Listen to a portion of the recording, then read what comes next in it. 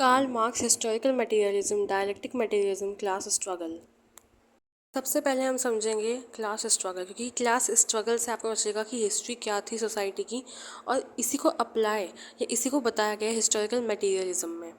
और historical materialism जो आया है वो डायलेक्टिक मटेरियलिज्म मेथड को यूज़ करके हिस्टोरिकल मटेरियलिज्म को लेके आए हैं।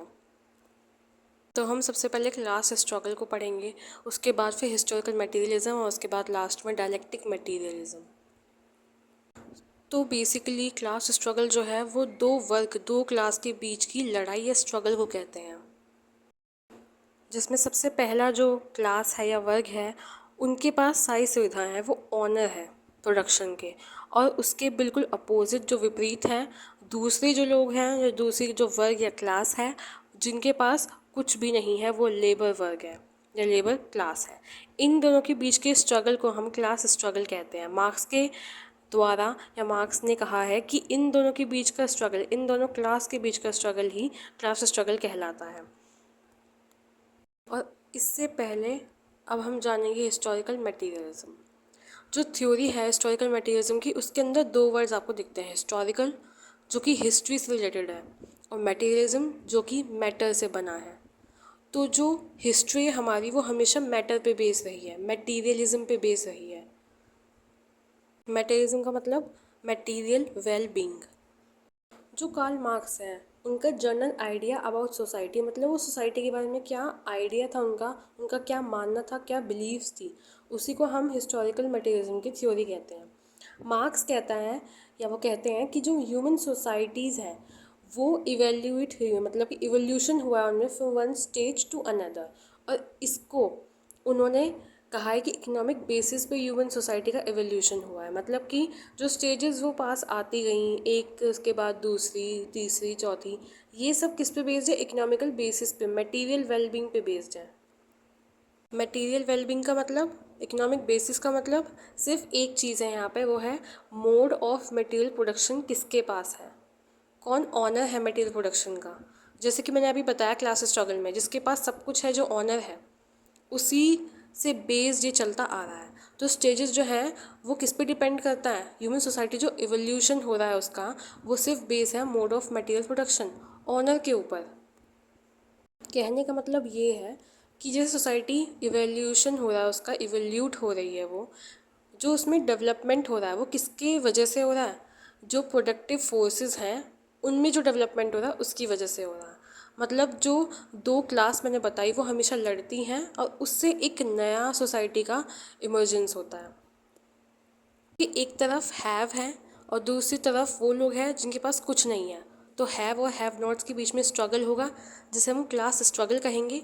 फिर जो हैव नॉट्स हैं वो उनसे कन्फ्लिक्ट में आएंगे, फिर वो आगे जाके नया एक सोसाइटी बनेगी, नई स्टेज बनेगी सोसाइटी की। तो इसको इन्होंने नाम दिया है कार्ल मार्क्स ने सोशल रिवोल्यूशन का, कि एक नई सोसाइटी का इमर्जेंस होगा, एक नई शुरुआत होगी। तो ऑनर जो है प्रोडक्शन के यहाँ पे कौन है? कैपिटलिस्ट, और उनको नाम दिया है बोर्जुआज, जो कि रूल्स और रेगुलेशंस बनाते हैं। और दूसरी तरफ जो थे वो प्रोलेटरिएट्स थे, जो कि जिनके पास कुछ चीज़ नहीं है, वो लेबरर्स है, सिंपल काम करने वाले लोग। और जो उनके मालिक हैं वो दूसरा वर्ग है, दूसरी क्लास है, और उनके बीच में कन्फ्लिक्ट जो होता है, फिर एक नई सोसाइटी बनती है, फिर वो एवोल्यूशन होता है। तो ये एक हिस्टोरिकल मटेरियलिज्म की थ्योरी है उनकी।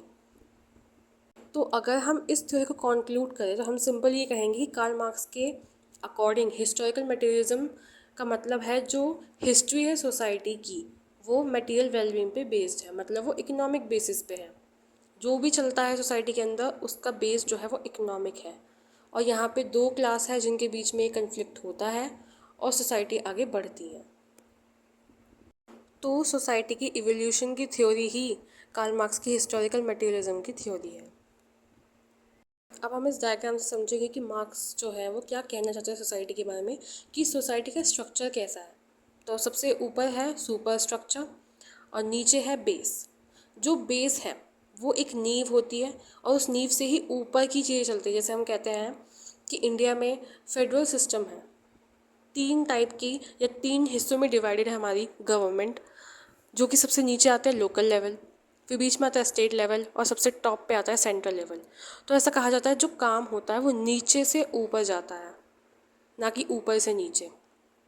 ऐसी यहाँ पे चीज़ है, बेस जो है वो नींव होती है किसी भी जगह की, सबसे ज़्यादा इंपॉर्टेंट वो मानी जाती है। तो यहाँ पे नींव जो है, जो बेस है, वो मटेरियल प्रोडक्शन है, मटेरियल फाउंडेशन है, मोड ऑफ प्रोडक्शन। और मोड ऑफ प्रोडक्शन का ऑनर जो होगा वो ही इस चीज़ को चलाएगा। तो यहाँ पे जो दूसरी क्लास थी वो आएगी, मतलब यहाँ पे ऑनर ऑफ प्रोडक्शन आएंगे।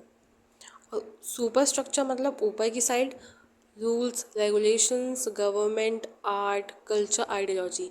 कहने का सिंपल ये मतलब है, जो मोड ऑफ प्रोडक्शन के ऑनर्स होंगे वो ही आपके laws, state, government, art, culture, ideology को इन्फ्लुएंस करेंगे, वो ही उस चीज़ को बनाएंगे। तो जो ऑनर्स होंगे, जो उनकी आइडियोलॉजी होगी, जो वो परस्यू करना चाहेंगे, उससे ही पूरी सोसाइटी चलेगी।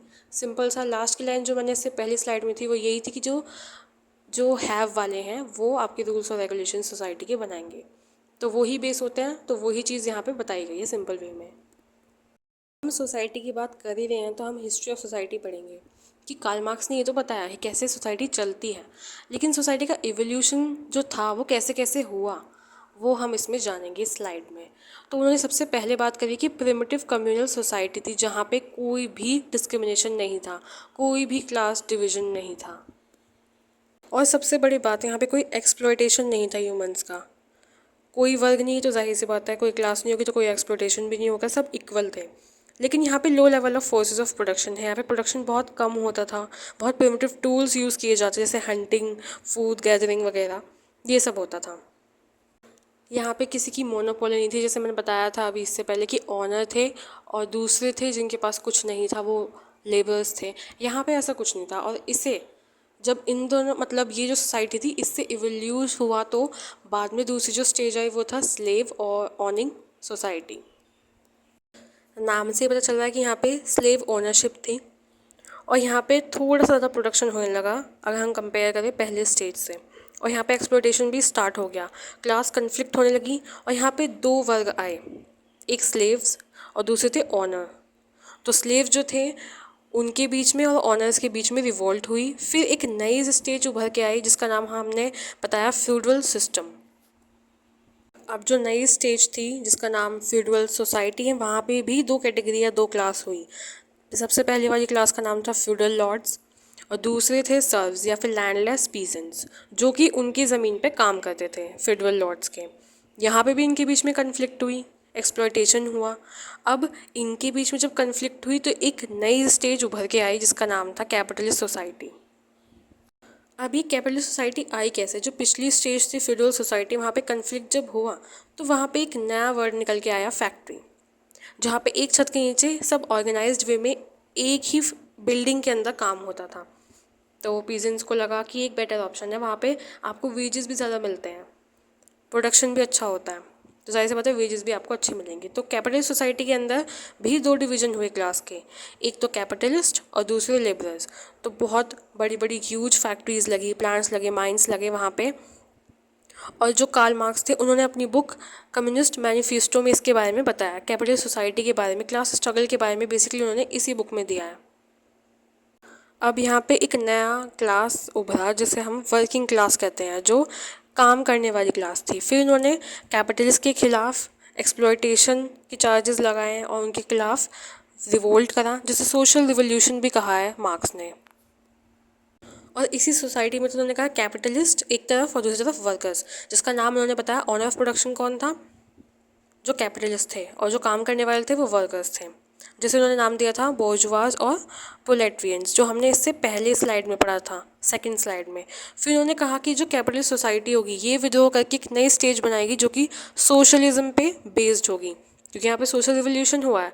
और उनका आइडियल फॉर्म ऑफ सोसाइटी थी कम्युनलिज्म, जहाँ पे कोई भी क्लास नहीं होगी, क्लासलेस सोसाइटी होगी, कोई एक्सप्लॉयटेशन नहीं होगा। ये इनका आइडियल व्यू था। हालांकि ये नहीं आया, पर उनका कहा कि इसके बाद अगर सोशल रिवोल्यूशन होता है तो ये ही स्टेज आएगी। तो ये थे दो टॉपिक, हिस्टोरिकल मटेरियलिज्म और क्लास स्ट्रगल। ये बहुत ज़्यादा इंटर रिलेटेड है। और जो तीसरा था डायलेक्टिक मटेरियलिज्म, वो भी इंटर रिलेटेड है, लेकिन वो दूसरे पार्ट में मैं डालूँगी, अपलोड करूँगी। इस वाले पार्ट में जो हमने पढ़ा वो है हिस्टोरिकल मटेरियलिज्म और क्लास स्ट्रगल।